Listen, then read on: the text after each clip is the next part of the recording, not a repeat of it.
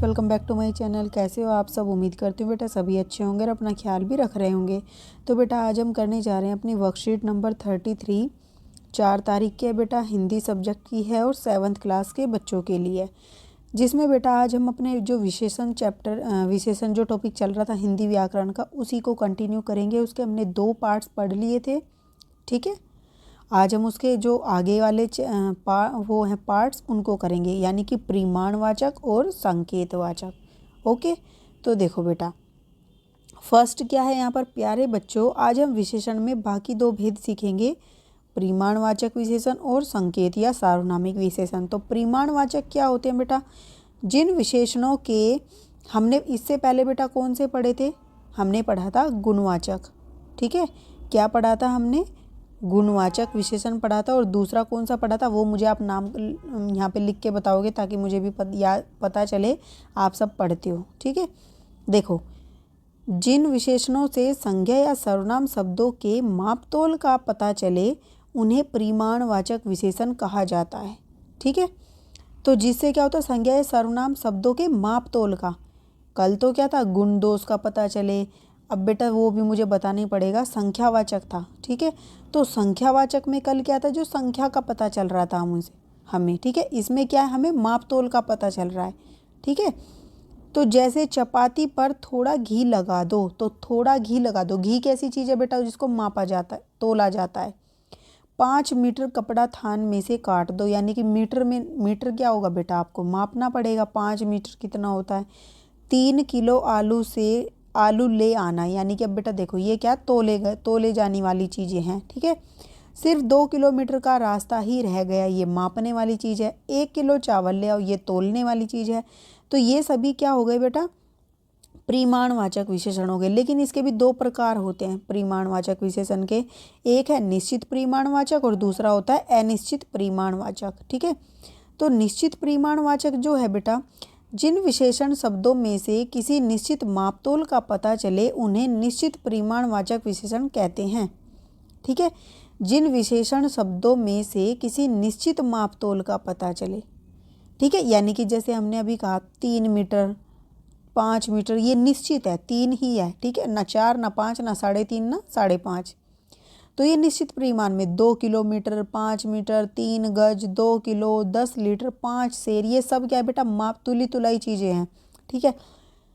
अनिश्चित परिमाणवाचक विशेषण क्या होते हैं बेटा? जिन विशेषण शब्दों में से किसी निश्चित मापतोल का पता नहीं चलता, निश्चित का नहीं पता चलता कितनी चीज़ तोलनी है, बस अंदाजे से, जैसे कि उन्हें अनिश्चित परिमाणवाचक विशेषण कहते हैं। कई मीटर, कितना मीटर हमें नहीं पता, कई में तो कितना भी आ सकता है, 4 5 6 10 1000, कितना भी। थोड़ा कपड़ा, वो भी नहीं पता थोड़े में भी कितना। बहुत अनाज, ठीक है, कितना अनाज कोई अंदाज़ा नहीं। काफ़ी दूध, कितना दूध ये भी अंदाज़ा नहीं। कई लीटर, कितना लीटर ये भी नहीं पता कि कितने लीटर हमें लेना है। तो ये किसके अंदर आ जाएंगे? अनिश्चित परिमाणवाचक विशेषण के अंदर आ जाएंगे। उसके बाद हमारा जो 4th जो टाइप है इसका विशेषण का, वो है सार्वनामिक और संकेतवाचक विशेषण। सार्वनामिक या संकेतवाचक विशेषण जो है वो क्या होता है? जब कोई सर्वनाम किसी संज्ञा के साथ लगकर उसकी विशेषता बताने या उसकी ओर संकेत करने का कार्य करता है। ध्यान से सुनना, जब कोई सर्वनाम किसी संज्ञा के साथ लगकर या उसकी विशेषता बताने, ठीक है, या फिर उसकी ओर संकेत करने का काम करता, तो उसे सार्वनामिक या फिर संकेतवाचक विशेषण कहते हैं। दोनों नाम से बोला जाता है इसको। जैसे वे लोग, तो उसकी तरफ संकेत हो रहा है, ठीक है, जिनके बारे में बात की जा रही है। यह घर, तो उस पर्टिकुलर घर के बारे में ही बात की जा रही है, यह घर, ठीक है। इस विद्यार्थी, यानी कि किसी की तरफ संकेत करके हम ये बातें कर सकते हैं, बिना संकेत के नहीं कर सकते। ऐसे वैसे छात्रों, ठीक है, ऐसे वैसे छात्रों का भी मतलब बेटा उस कॉन्टेक्स्ट में होगा जिस कॉन्टेक्स्ट में उस समय बात की जा रही होगी। तो ये सारे किसके अंदर आ जाएंगे? संकेतवाचक विशेषण या फिर सार्वनामिक विशेषण के। उदाहरण, वे लोग क्या कर रहे हैं, ठीक है। तो वे लोग यानी कि सामने कोई खड़े होंगे या किसी के बारे में पूछा जा रहा है। इस विद्यार्थी ने काम नहीं किया, तो संकेत करके बताया जाएगा कि इस वाले विद्यार्थी ने। यह घर मेरा नहीं है, तो घर भी सामने होगा, तभी बताया जा रहा है कि यह घर मेरा नहीं है। ऐसे वैसे छात्रों से मैं बात नहीं करती, यानी कि जो शरारत करते हो, लड़ते हो, ऐसे वैसे छात्रों से मैं बात नहीं करती या करता। ठीक है, तो ये हो गए संकेतवाचक। अब हम करेंगे इनकी प्रैक्टिस। तो देखो बेटा, नीचे दिए गए वाक्यों में रेखांकित विशेषण के भेद का नाम लिखिए। फर्स्ट क्या है? वह कलम भी मेरी है, वह कलम भी मेरी है। तो संकेत किया जा रहा है बेटा, तो ये क्या हो गया? संकेतवाचक। क्या हो गया? संकेतवाचक। उसके बाद दाल में थोड़ा घी डाल दो, थोड़ा घी डाल दो। अब बेटा कितना घी पता नहीं, तो अनिश्चित। ठीक है, ये क्या है? अनिश्चित परिमाणवाचक।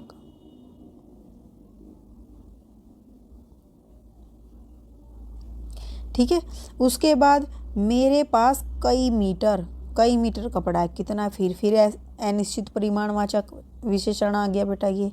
ठीक है, उसके बाद है तुम 3 किलो आलू ले आओ। 3 किलो आलू, तो ये निश्चित है, तो यहाँ पर क्या आ जाएगा? निश्चित। ये परिमाणवाचक विशेषण, ये शब्द वही लिख देना बेटा जो ऊपर है ना, यही वाले विशेषण। फिर यह घर मेरा नहीं है, यह घर, यानी कि संकेत किया जा रहा है फिर से, तो संकेत वाचक, या फिर बेटा इसको सार्वनामिक भी बोल सकते हैं, सार्वनामिक विशेषण।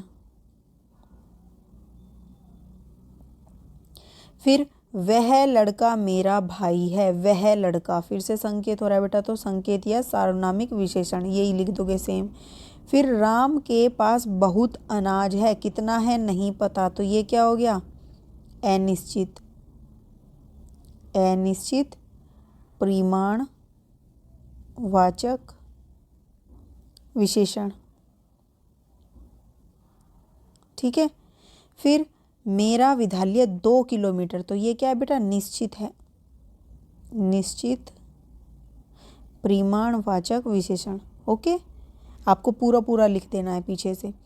मेरी कमीज के लिए 2 मीटर कपड़ा चाहिए, तो निश्चित है बेटा, निश्चित परिमाणवाचक विशेषण। फिर जाओ बाजार से थोड़े चावल ले आओ, तो ये बेटा अनिश्चित हो गया। क्या हो गया? ये अनिश्चित परिमाणवाचक विशेषण।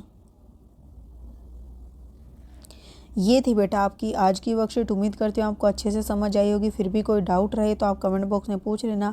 इस वीडियो में इतने। अपना नेक्स्ट टॉपिक जो होगा हम अपनी नेक्स्ट वीडियो में करेंगे। तब तक के लिए ऐसे ही हंसते रहिए, मुस्कुराते रहिए, पढ़ते रहिए और आगे बढ़ते रहिए। Thank you.